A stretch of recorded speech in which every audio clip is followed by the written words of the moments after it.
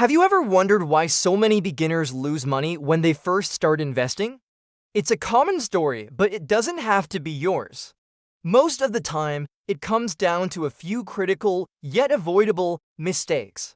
In this video, we're going to break down the 5 biggest pitfalls for new investors and show you exactly how to sidestep them, so you can start your investing journey on the right foot. Let's dive in. The first major mistake, and maybe the most tempting one, is trying to time the market. You've probably heard the phrase buy low, sell high. It sounds so simple, right? The problem is it's nearly impossible to do consistently. People think they can predict the exact bottom to buy in or the absolute peak to sell out. But even seasoned professionals with powerful tools struggle to do this. More often than not, trying to time the market leads to buying high out of fear of missing out and selling low during a panic. Instead of trying to be a fortune teller, a much better strategy is time the market, not timing the market.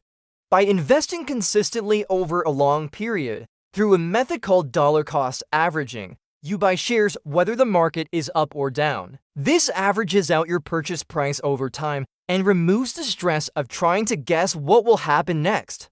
Remember, successful investing is a marathon, not a sprint. Now, let's talk about mistake number 2, investing without a solid financial foundation, specifically an emergency fund. I know, when you have some extra cash, it's exciting to think about putting it into the market and watching it grow. But what happens if your car breaks down, you have an unexpected medical bill, or you lose your job? If all your money is tied up in investments, you might be forced to sell them at the worst possible time, potentially locking in a loss, just to cover your immediate needs. An emergency fund is your financial safety net. It is recommended to have 3 to 6 months worth of essential living expenses saved in a high-yield savings account. This money should be liquid and easily accessible.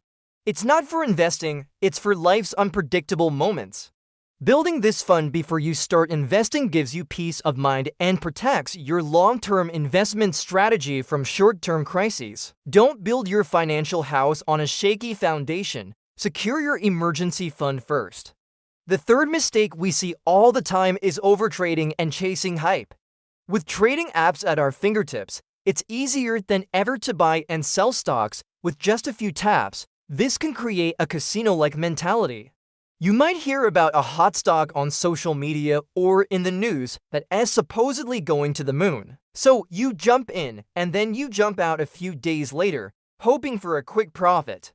This frequent buying and selling is called overtrading.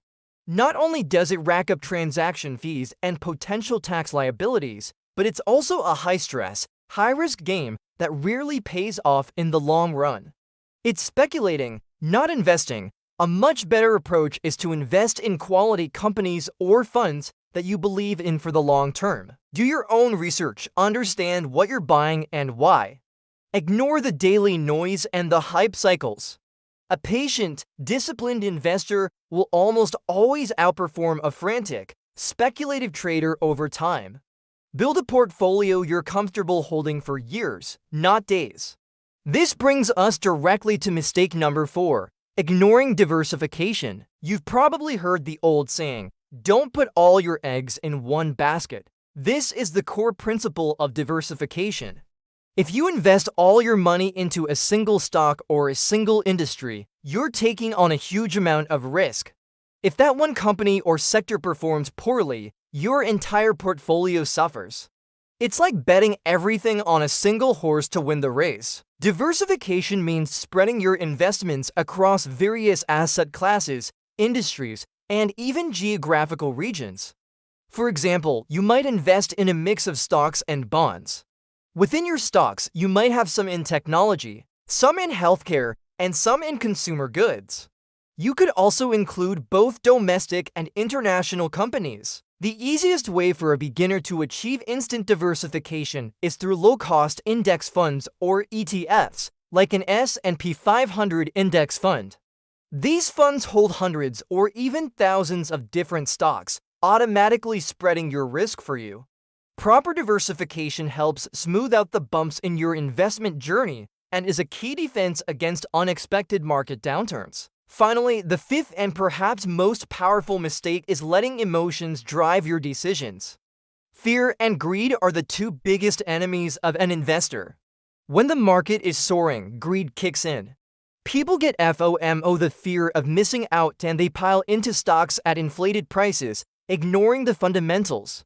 Then, when the market inevitably corrects or crashes, fear takes over. Panic sets in and people sell their investments at a loss, terrified of losing even more. This emotional roller coaster causes investors to buy high and sell low, the exact opposite of what they should be doing. So how do you combat this? By having a plan. Before you invest a single dollar, you should have a clear investment plan that outlines your goals, your time horizon, and your risk tolerance. Write it down. When the market gets volatile and you feel that fear or greed bubbling up, go back to your plan. It will be your anchor in the storm, reminding you of your long-term objectives. Automating your investments can also help remove emotion from the equation.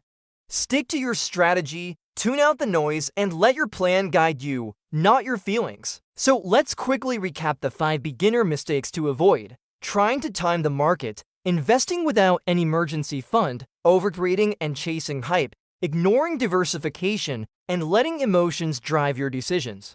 By understanding and actively avoiding these common traps, you put yourself on a path toward building long-term wealth and achieving your financial goals. Investing doesn't have to be complicated or scary. It's about being disciplined, patient, and informed. Thank you so much for watching. If you found this video helpful, please give it a thumbs up and consider subscribing to the channel for more content on personal finance and investing.